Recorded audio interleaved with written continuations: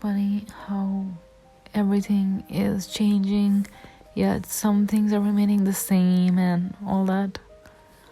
I just think that we are going on and on and on in our lives, in busy city lives, and it's the same redundancy, the same routine most of the time. I I just want to say that I think it's tough to live in a big city as a very highly sensitive person, as well as an empathetic person. You just get yourself used to it, but you never actually ever really get used to it.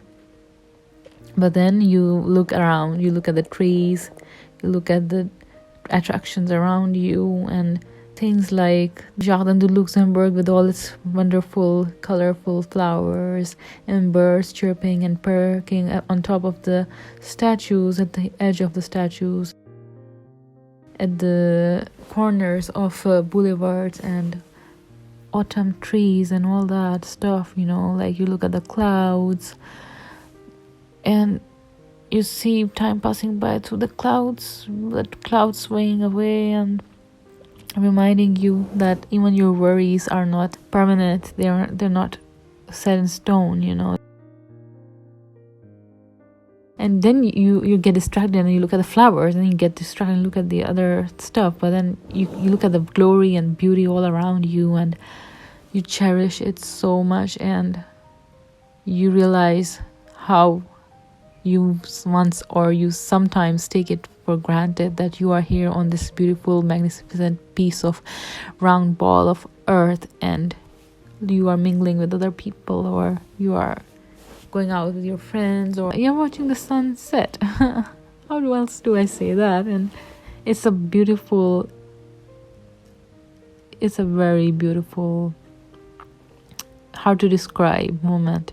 Each and every single day is a new sunset, new colors, different shades, and that shows you how life should also be full of creativity and different colors, and how it should just be full of spontaneous stuff, along with stuff that is set in stone and that is planned already. Yes, that's how it should actually be. Or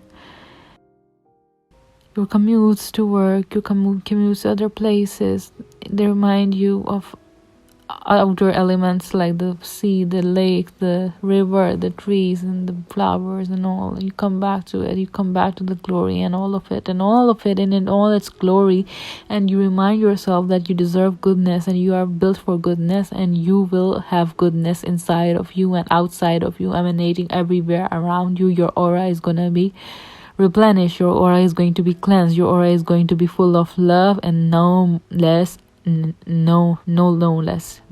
at all. Yeah. And you look at the architectural structures around you, and you're just amazed of, how do I describe it?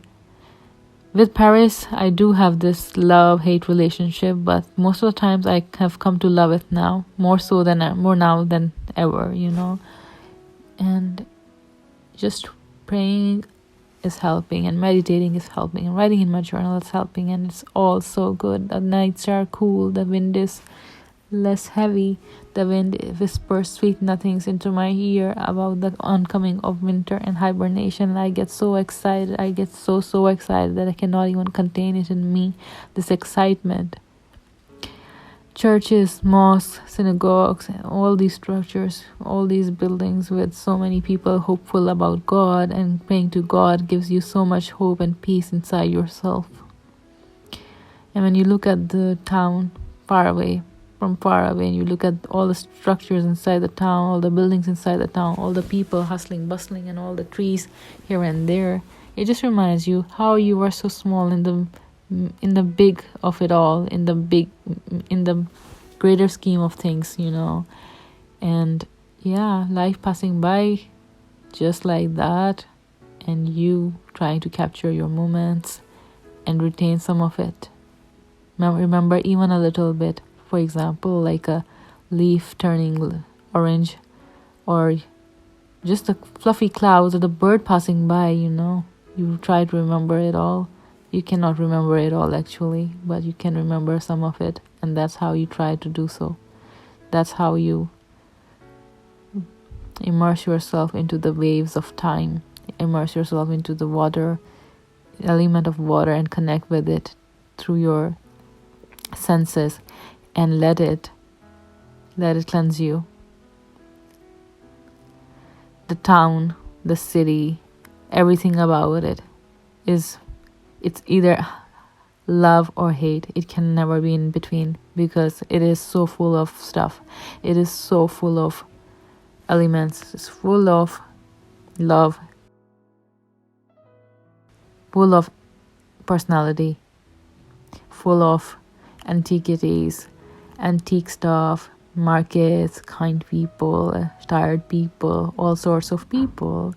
But most of the time, I'd like to remember it as the town with the city with really, really, really great people who are welcoming and who are open-minded and who try their best to help you. Once in a blue moon, you run into someone who might not be that good, but there's all kinds of people everywhere. That's a given. And yeah, that's Paris for me. This is France for me. The terrace culture, I just love it so much. Sitting outside and dining, having lunch and all that. And yeah, enjoying your life. Taking time to savor in all the ingredients from your lunch, from your dinner, from your meal, like the ciboulette, like the lemon zest, like the tomatoes and the pasta and all that, your steak or your salmon or your fish or whatever, something like that. Yeah. All in all, my final thoughts on Paris is just this: nowhere is perfect. We just gotta do with our shit sandwich of where we live and try to find the beauty in our life and notice the sweet little things.